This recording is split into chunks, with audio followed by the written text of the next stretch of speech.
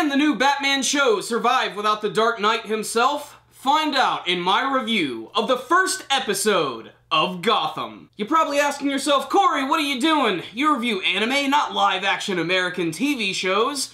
Well, when that brand new show involves the origin of one of my favorite superheroes of all time, I'm definitely going to pay attention. And the first episode of Gotham was okay. It was a little muddy and all over the place, especially because they were introducing way too many characters and trying to remind you that this is a Batman show. Nearly all of the major villains made an appearance this week, aside from the Joker. You got to see the Riddler show up, Penguin, Catwoman, even Poison Ivy, all within the first episode of the series. And for the most part, aside from the Penguin, who's completely awesome, by the way, they don't really do anything with the other characters. They're just there to be like, hey, you know these guys from the comics? They're awesome! My biggest beef with the show is actually the main character himself, Jim Gordon. This series is actually set before Bruce Wayne becomes Batman. In fact, the first episode is about the death of his parents and him having to deal with those consequences. Now, Jim Gordon, he's the new cop in town. He's your typical rookie cop.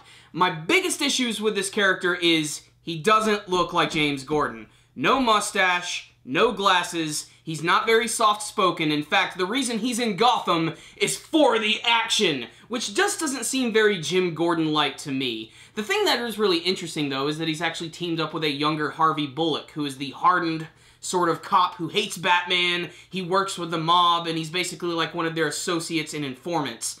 And you basically will see in this series that you get to see the development of Harvey Bullock turn from this hardened asshole cop into a more respectable police officer. The highlights of this episode for me personally was the introduction of the Penguin, Oswald Cobblepot, who is very young, trying to work his way up in the mob, and he's actually working for this brand new character by the name of Fish Mooney, who is portrayed by Jada Pinkett Smith. And she does a fantastic job in the first episode. She is by far the best character in the entire first episode, and a lot of that has to do with her incredible acting, her ability to be really threatening one moment and completely goofy the next. There's a scene where she has this one comedian who's actually trying to perform for her at her club, and at the same time, she's having a phone call conversation with some of her associates, and she's trying to decide what to do with these cops who are speaking too much. And it's just funny how she can go from being really evil and just really goofy and happy the next moment. It is also worth mentioning that seeing a failing comedian in a mobster's club in the first episode of Gotham definitely evokes memories of the Joker. I don't know if they're going to do anything with the Joker in this series, and personally, I hope they don't. Joker without Batman makes no sense. However, there is actually going to be a little bit of development between Bruce Wayne and between Jim Gordon. We basically get to see that he's sort of like acting as like his surrogate uncle of sorts, kind of like Alfred. He's basically there to support him and let him know he's going to do whatever he can to figure out what was the mystery behind the death of his parents. And they actually try to weave that into the narrative this week, something about Martha Wayne's pearl necklace and how it was the mob who was involved. Even Carmine Falcone, the famous mobster from Batman, shows up at the end. Otherwise, visually speaking, I love the series. It actually looks a lot like the Nolanverse movies. Everything looks dark and dingy. There's a lot of great shots of the city.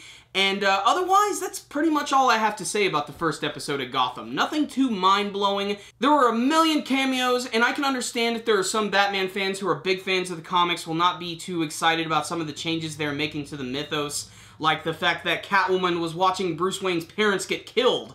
Why didn't she jump in and help?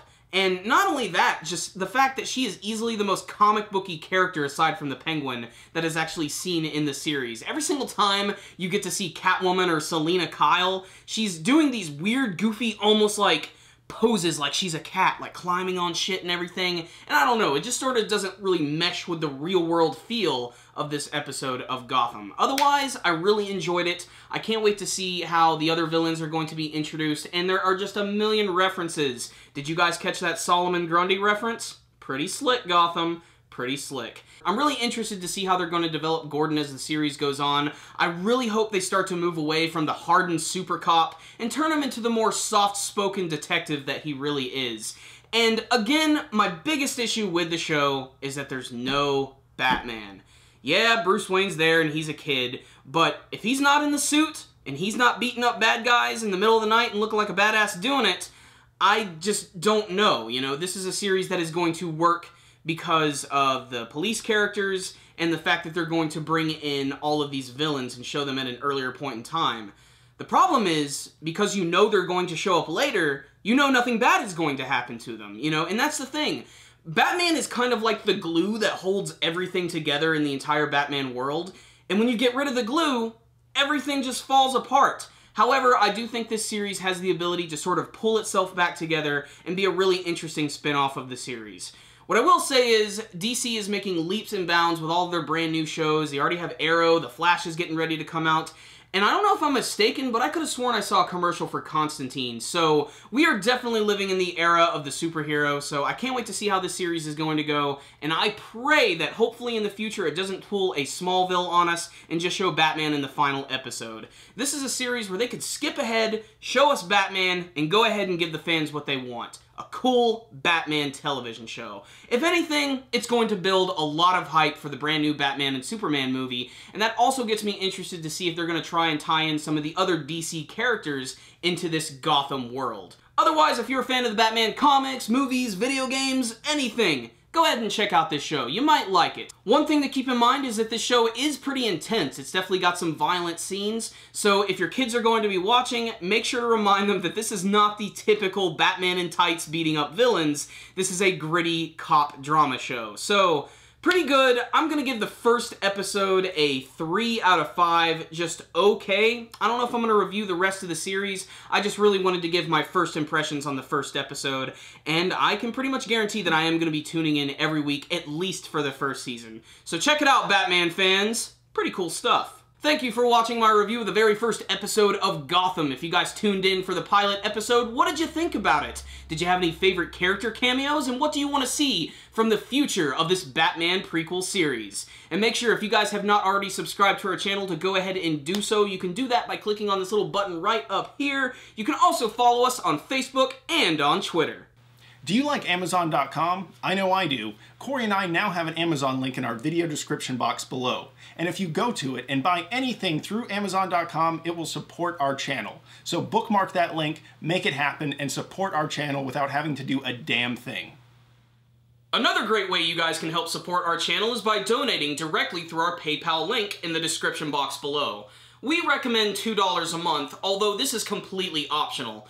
But the best way to go about this is by sneaking into your mom's room and taking $2. This way, she won't even notice. And we won't have to shake you up for all of your lunch money. So guys, that concludes this review today. Super Kami Guru 9000. Out.